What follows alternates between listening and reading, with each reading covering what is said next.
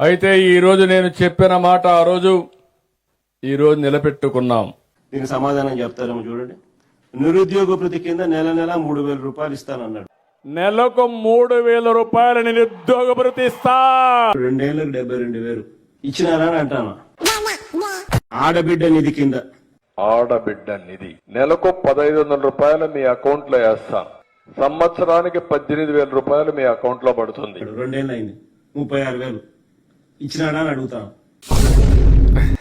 పోనీ 50 ఏళ్ళకి పెన్షన్ అన్నాడు. 50 ఏళ్ళకే పింఛన్లు ఇచ్చే బాధ్యత నాది. నెలకు 4,000 చొప్పున, ఏడాదికి 48,000, 2 ఏళ్ళకి కలిపి 96,000 మళ్ళీ ఇచ్చినాడా అంటున్నా. అన్నదాత సుఖీభవ 20,000 రూపాయలు ఇస్తాను ప్రతి ఒక్క రైతుకి. 2 ఏళ్ళకి కలిపి 40,000 ఇచ్చింది. 10,000, 30,000 ఎగరగొట్టినాడు. మనిషి అన్నోడు చేస్తాడ్రా. ఎక్కడికక్కడ 3 సిలిండర్లు ఉచితంగా ఇవ్వడం. 2 ఏళ్ళకి కలిపి 6 సిలిండర్లు ఇచ్చింది. ఎంత అంటే 2 సిలిండర్లు, అది కూడా అందరికి ఇవ్వాల. మొత్తం చూసుకుని అన్ని ఇచ్చేయాలి. మరి ఇన్ని 420 చేష్టలు చేస్తా ఉన్నాడు. చీటింగ్ కేసు పెట్టి మీద బొక్కలో వేయాల్సింది కాదా? అంతేగా ముగ్గురిని బొక్కలో వేయాలి. చీటింగ్ కేసు పెట్టి